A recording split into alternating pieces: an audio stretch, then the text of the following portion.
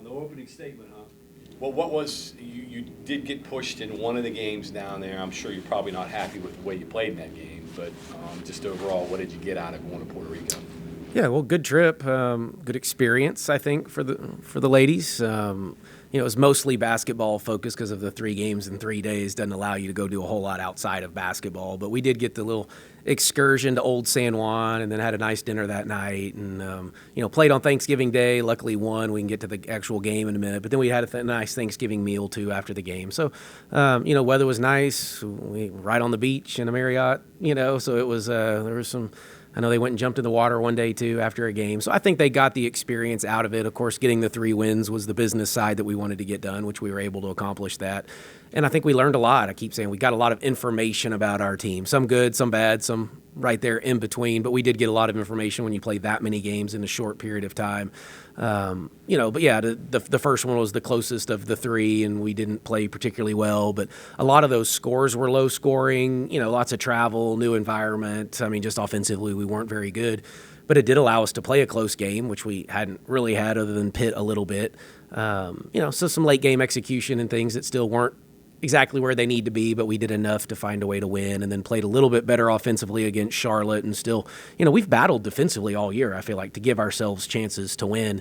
And then Southern Illinois, who had won 2 games previously too, was playing really hard. They were without their best player, but I don't know that wasn't a bad thing necessarily for them, because I thought they played with a whole new passion and energy.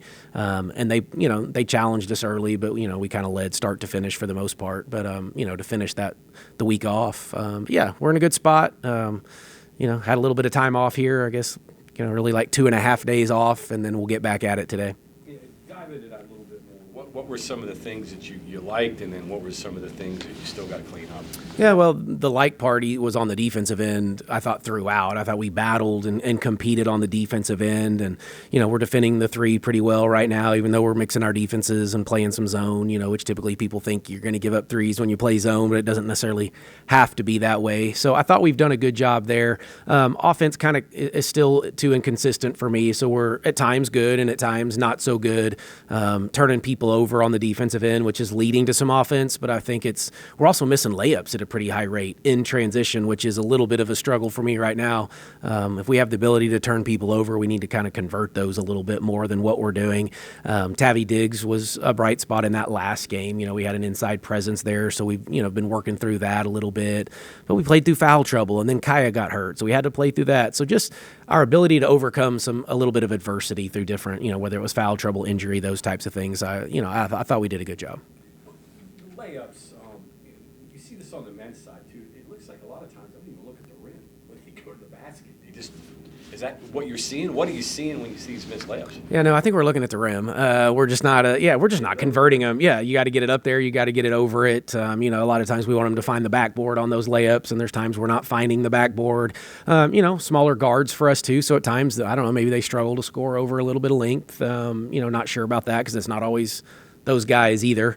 But no, it's something, even offensive rebound putbacks, like those typically happen at the rim. We're not doing a great job of finishing those either. So, yeah, we just have to put some onus on, slowing down, I think is probably what I've told them more than anything. And because we play fast, there's times you're trying to finish fast, and really at the rim you can slow down at times, but there's times like JJ slows down too much, and we want her to go ahead and just finish. So it's really just it's a balancing act for each kid, but we're going to focus on it and see if we can't do a little better job.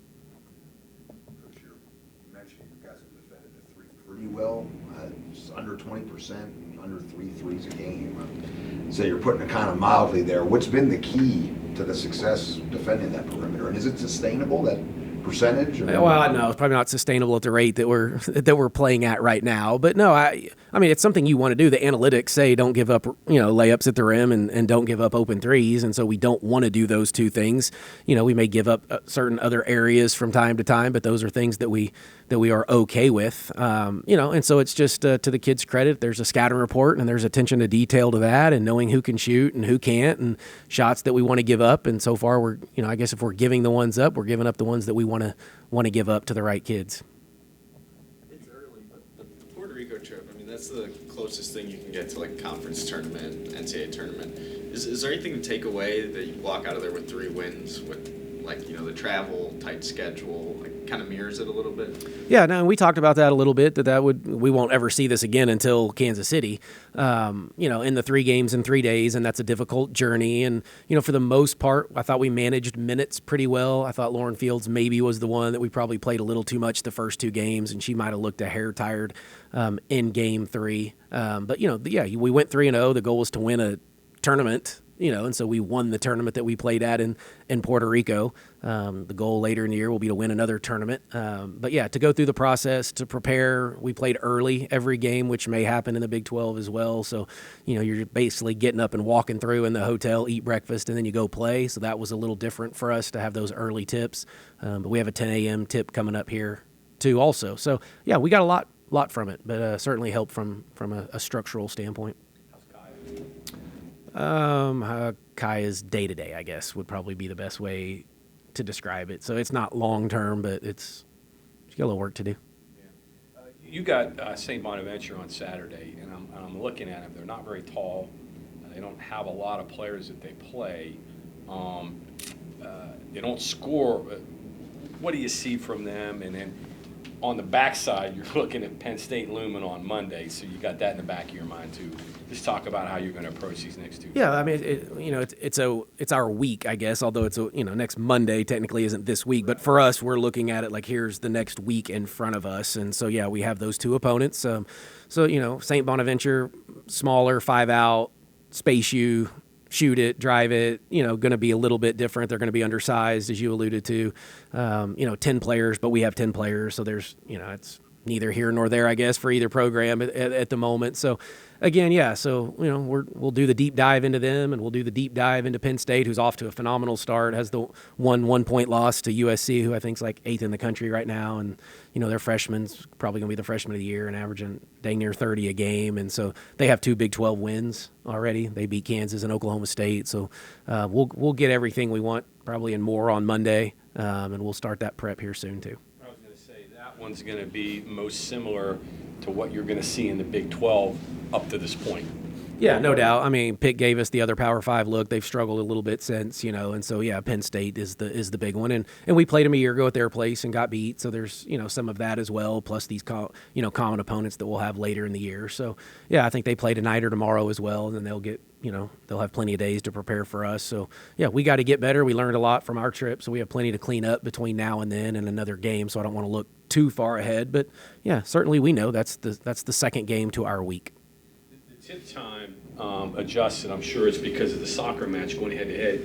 You went backwards. Was that to maybe get a couple extra hours off your legs to do that? Was it to accommodate St. Bonaventure? What was the thought? Probably all of the above. Yes, it was moved because of soccer, and let them have their moment too, and they deserve that. With that game, and let's move to the front end. I mean, we could have maybe moved it to the back end. I don't think St. Bonaventure wanted to do that. They wanted to play earlier, which is fine to get home, and it's fine by me too.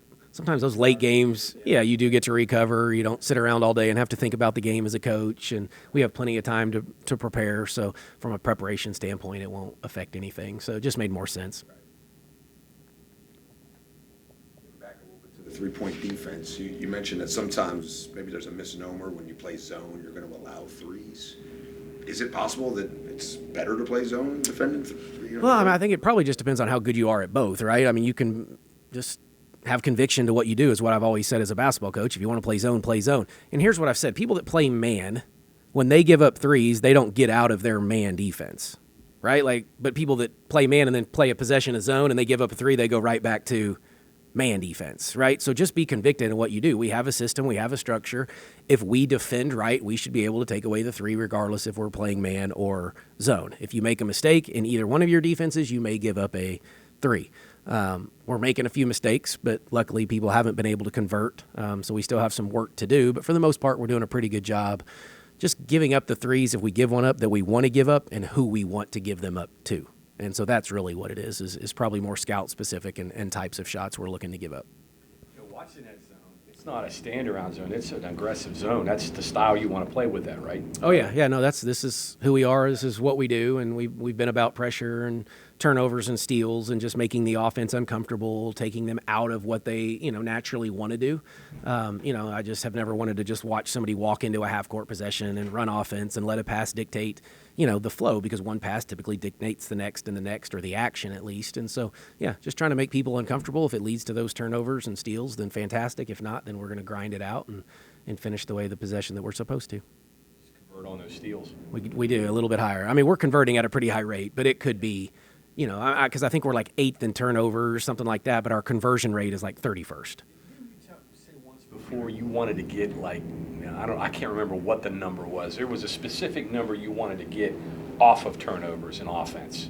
Was it 12 points or was it something like that? Probably even ideally a little bit more than that. It's really what point per possession. So how many of those do you get, and then what do you convert at? What's your conversion rate? And so that's when I give you that number, that's where we're at. We're like 8th in one, but 31st in the conversion rate. Well, that's the problem. Like if we're 8th in turnovers, we need to be around 8th in the conversion rate. And so that's where we're just not quite where we need to be yet. Conceivably, it could be as much as 18 to 20 a game if you convert the way you want to. Yeah, I mean, I think we're like 14 or 15 steals. Something. Do you remember what we're at right now? 14, maybe something like that. Steals a game. So you're talking, it could be significant. And that won't happen every night. So you got to have other ways to win too. So I want to be careful, knowing or thinking that we always are just going to turn people over and rely on that, because there'll be games where we don't do that. Like Southern Illinois, it was game 3 in 3 days. We looked a little tired. We did not just quite have our normal juice, but we found a different way to win. And so we want to be able to do that. I think the way we play with the press zone,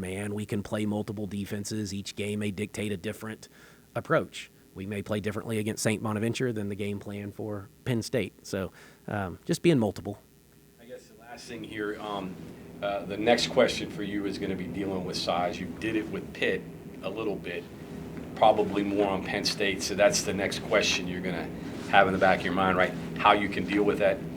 Is that accurate? Yeah. I mean, we're continuing to work through that. It's going to be a battle all year long. Even some of the mid-major programs have, we don't have crazy good size. We're not small, but we don't, we're not huge by any stretch. And Penn State has a 6'4" post kid, and then they're not quite as big after that. And they'll play 4 guards at times too. So, it may not necessarily be that game, but it's coming at some point.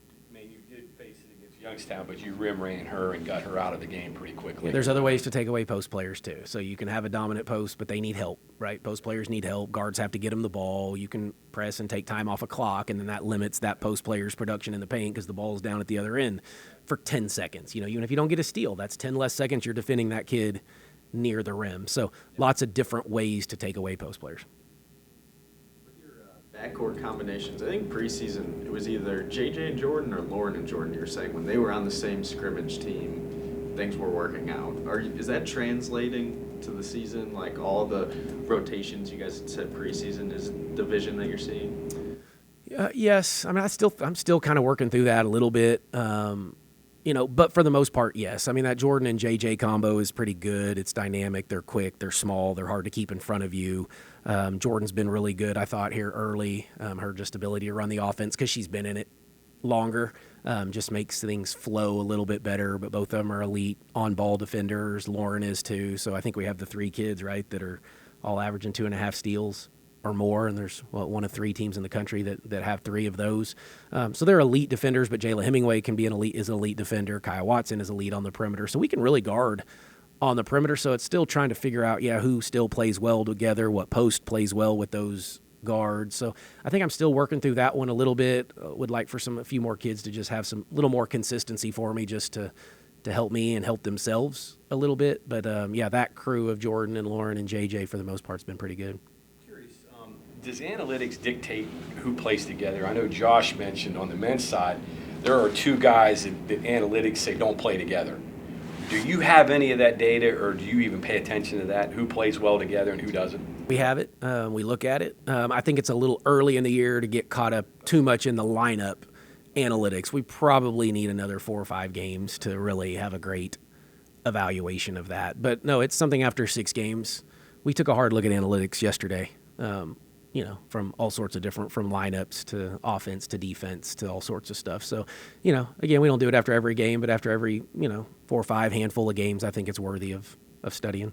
Anything that jumps out at you immediately that you're willing to share, or is there? Yeah, not really. That I probably really want to dive too much into, some of which we've probably already covered. And a lot of times analytics is just telling you what you are. It's just confirming what your eye tells you. very rarely do I think we dig into it and be like, oh my gosh, I had no idea. Most of the time it's like, okay, I kind of thought that was probably the case, but I'm glad that lets me know. The analytics sometimes, or the lineup analytics, can kind of maybe catch you off guard. Probably. Here's what we do well, and here's where we may be struggling a little bit. But it's good just to see it. And I mean, there's just so much to those analytics. We have to have help almost deciphering some of it right now, because they can give you, so much. So I don't want to get married to it, but I certainly want it, because I think all information is knowledge, and then we'll figure out what to do with that. What was different in Tabby's performance against Southern Illinois than, I guess, maybe every other game to this point? Yeah, well, I mean, Tabby had her night. She career high it in points and rebounds, if I'm not mistaken. So she had a night. But honestly, we just gave her the ball. We just have to continue to trust everybody and trust our team and trust our post players through the guards, and post trust the guards. But they didn't have any size necessarily either. So they were 6 foot, 6'1" in the post, same size as Tabby, maybe even a hair smaller. So, but she felt comfortable, and we got her space. And to Tabby's credit, she made them pay for the space they gave her, but we gave her the ball in the right spots too, where she could be pretty good. And she actually left 4 or 6 points out there too, I think, because she missed a couple layups that she probably would like to have back. But it was a solid performance. We need more of it. Is there someone, and it might be Tabby, that you see needing to step up if Kaya misses a couple of games? Like, it might not even be at the same position, it just opens it up for someone else or anything like that? Yeah, it's just always a snowball when something, if Kaya were out for an extended period of time, that moves Kylie probably more to the 4, and then you're talking about a Tabby, Tirza probably would need to play Donnell, and may need to play Donnell regardless a little bit more, just because of her size and ability to take up some space and help maybe rebound a little bit. But yeah, it's just a snowball effect. It could be a Messiah Hunter that may have to play the 4 a little bit more, or heck, we could even throw Jayla Hemingway over there if we wanted to, because that kid's pretty versatile. She could play about 3 different positions.